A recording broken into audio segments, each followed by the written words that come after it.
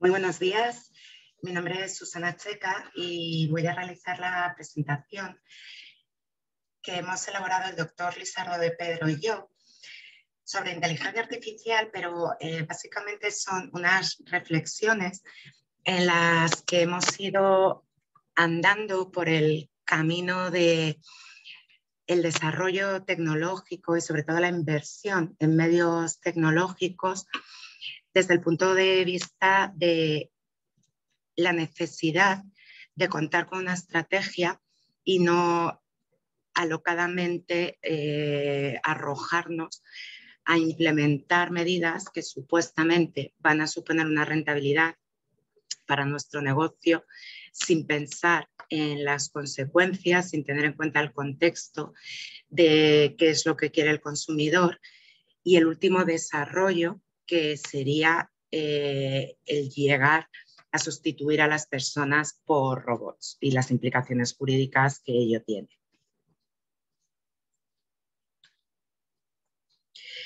En este sentido, partimos del Observatorio de E-Commerce que hace CETELEN, que es una unidad que analiza el comportamiento de compra de los ciudadanos, en este caso en concreto relacionado con la distribución. La primera edición del estudio se realizó en 2014 y son encuestas que se realizan a 2.200 consumidores españoles que utilizan el canal online para sus compras. Evidentemente, dado el momento en el que nos encontramos, la COVID ha sido el eje del estudio, del último estudio, y una de las conclusiones es que se dispara durante la COVID el consumo de productos online, especialmente alimentación y moda. El gasto medio es muy similar al del 2019 y el lugar favorito de compra, y esto es algo interesante para las reflexiones a las que queremos llegar o invitaros a compartir de este estudio que hemos hecho, es que el lugar favorito de compra son los marketplaces, de tal forma que la web del fabricante o la web de la tienda está muy por detrás como primera elección del usuario para realizar estas compras. Por lo tanto, primer elemento a tener en cuenta en este contexto de reflexión en el que estamos utilizando. Y es verdad que como medio de compra, el móvil y la tablet, pero especialmente el móvil, es uno de los medios que más crece durante este año 2020. Durante todo este tiempo que se ha utilizado fundamentalmente o que ha crecido el consumo online, ¿qué es lo que aprecia el cliente o cuáles son las mejoras que mejor percibe? Bueno, pues sobre todo en los plazos de entrega y también en el seguimiento digital del envío, ¿no? Saber dónde están las cosas que hemos comprado, pero por encima de todo, que nos lleguen antes y que nos lleguen cuando nos dicen que van a llegar.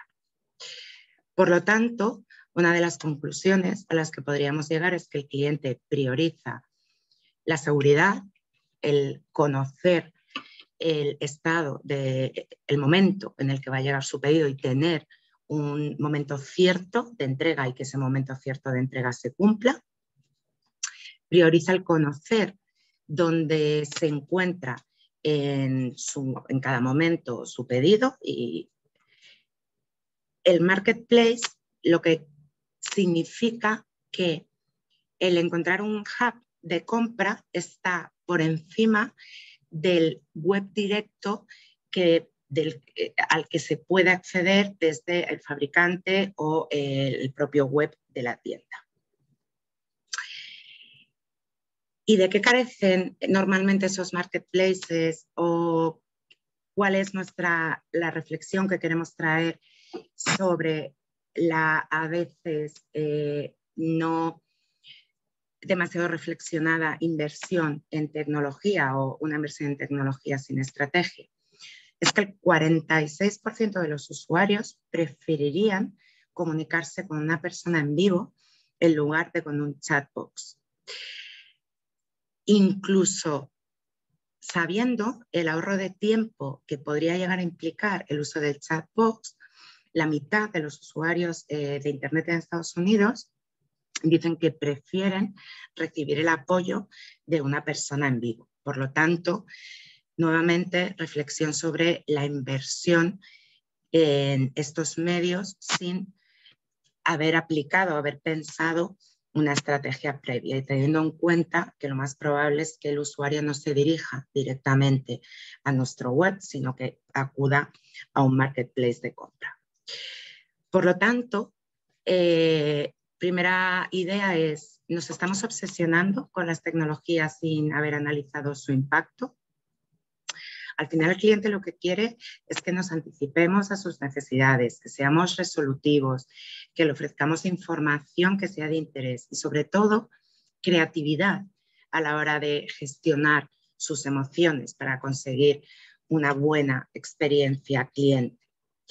Y en esas claves de atención de calidad al cliente tenemos la escucha, la empatía, la inmediatez, es verdad, pero la inmediatez para solucionar los problemas, recordar al cliente, es cierto que aquí nos pueden ayudar mucho las nuevas tecnologías, pero insistimos, anticiparse a sus necesidades y tratarle con cercanía, respeto y amabilidad, ¿vale? De tal forma que nuestra opinión o la idea que queremos compartir es: las nuevas tecnologías deben ayudarnos a capacitar al personal en este servicio que se está ofreciendo de tal forma que sea una herramienta para el servicio de atención al cliente, pero no una sustitución en el trabajo que desarrolla. Y vamos a seguir evolucionando o insistiendo, yendo un poco más allá en cuanto a esta sustitución de las que implica el uso de, que puede llegar a implicar el uso de nuevas tecnologías y la utilización de la inteligencia artificial. Según el último reporte de State of Service, que es de la compañía Salesforce, ni siquiera los mejores productos satisfacen las expectativas de los clientes por sí solos, de tal forma que tan importante como el producto que vendamos es la experiencia que tenga nuestro cliente. En este sentido, lo que parece que se tiene claro es que se debe evolucionar en la toma de decisiones en cuanto a atención al cliente. De hecho, se prevé aumentar las partidas en este tipo de atención. Y además, es verdad que los clientes esperan que se les atienda de forma personalizada. Incluso los agentes de atención al cliente consideran que su trabajo es estratégico. Por lo tanto, pensemos en las nuevas tecnologías como reto, como ayuda a ese reto de que los empleados adquieran unas habilidades necesarias para proporcionar este servicio más sofisticado, pero no pensemos que esa inteligencia artificial aplicada a chatbots o aplicada, como vamos a ver a continuación, a robots, puede llegar a sustituir al personal con el que contamos en las empresas. Además, es imprescindible utilizar estas nuevas tecnologías. ¿Por qué? Porque el cliente es omnicanal. La media es que se utilizan 10 canales diferentes para comunicarse con las empresas y en todos ellos se espera una experiencia coherente y una experiencia contextualizada, de tal forma que efectivamente la inteligencia artificial aplicada a estos procesos de atención al cliente nos puede resultar de extrema utilidad para aprender a ser creativos en esa experiencia cliente partiendo del tratamiento de la información que podemos llegar a hacer. Pero existe una brecha entre lo que el cliente quiere y lo que las organizaciones están ofreciendo. Y aquí el peligro es esa inversión no estratégica o esa inversión dejándonos llevar por el atractivo de las nuevas tecnologías, descuidando lo que al final, como veíamos anteriormente, el 71% de los clientes quiere, que es hablar o tener a una persona al otro lado del teléfono.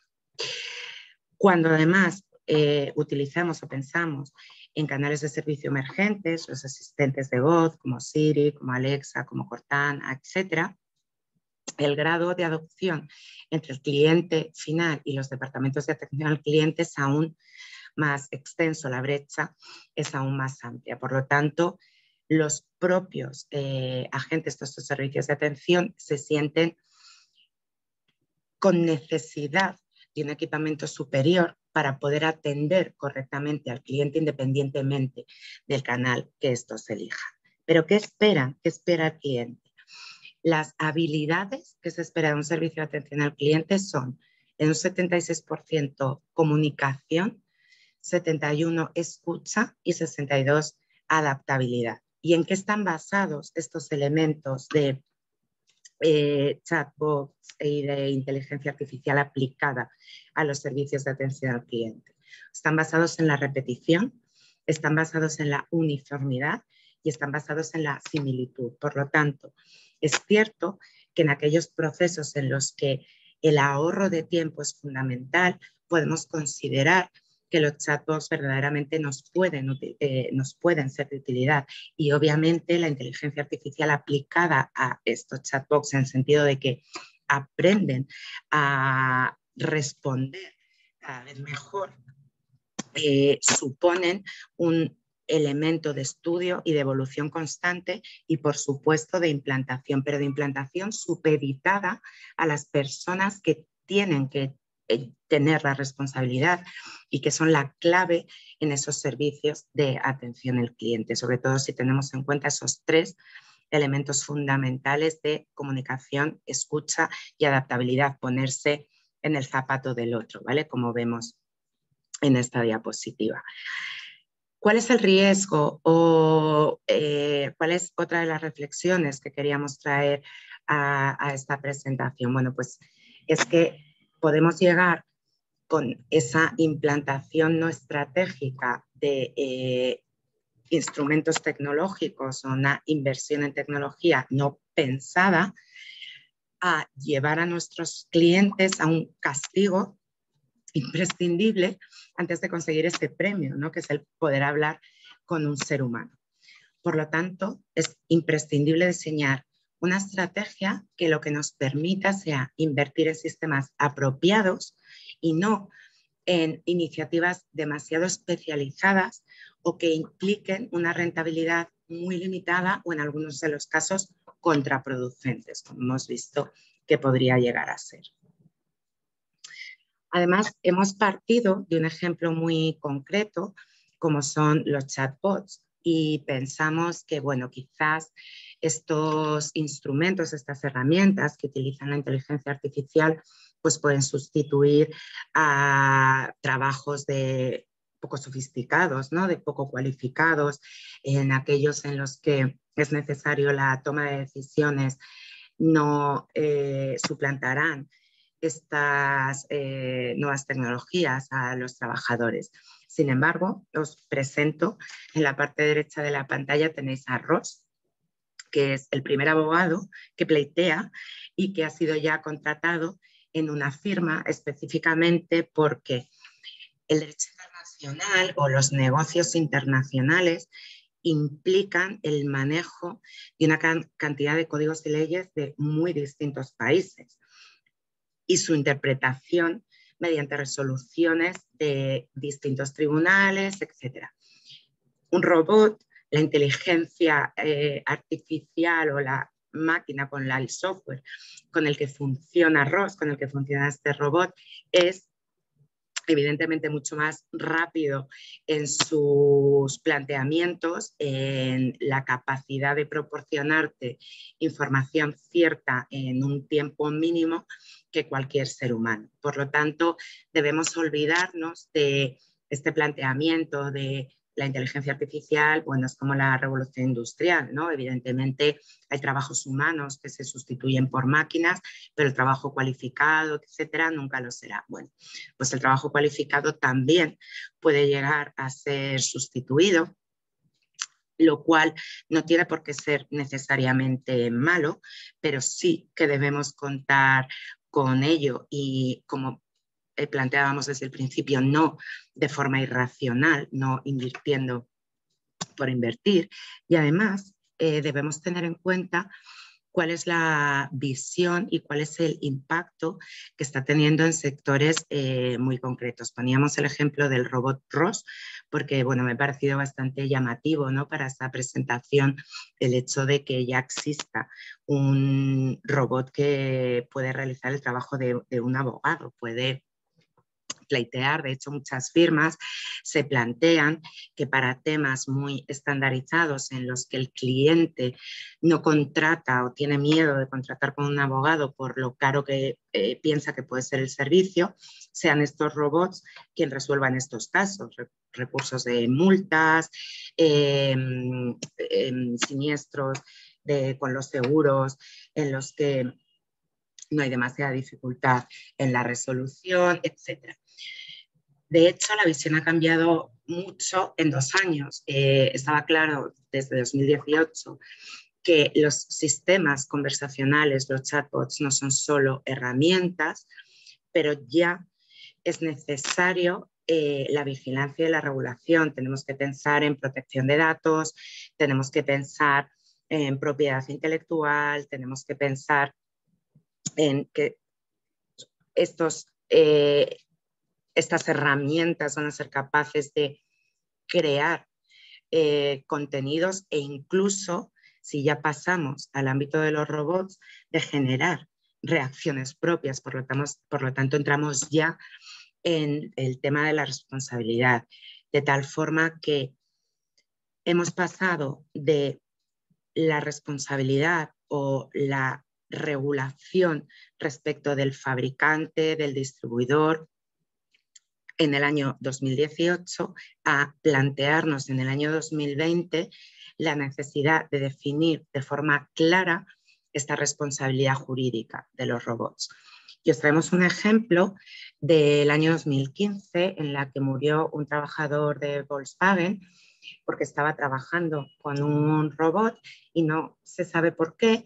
Este robot se descontrola, le empuja por el pecho contra una placa metálica y este trabajador de Volkswagen muere. Y ante esta situación nos encontramos ante la necesidad de delimitar cuál es la responsabilidad del robot. ¿Es el primer robot que va a ir a la cárcel o cómo lo vamos a regular? Por lo tanto, sin caer en las supersticiones en contra de la robótica, etcétera, sí que consideramos que son necesarias reflexiones. Y a día de hoy, esas reflexiones nos llevan a pensar en la necesidad o no de una personalidad jurídica de los robots. Cuando solamente existía la personalidad de un ser humano, de la persona física, el hecho de que existiera una personalidad jurídica de una empresa se considera un salto en el vacío, ¿no? Una empresa no tiene pies ni manos, no puede actuar por sí misma, sino que son personas detrás de las que están actuando. Y a día de hoy, la personalidad jurídica de las empresas lo vemos como algo absolutamente normal.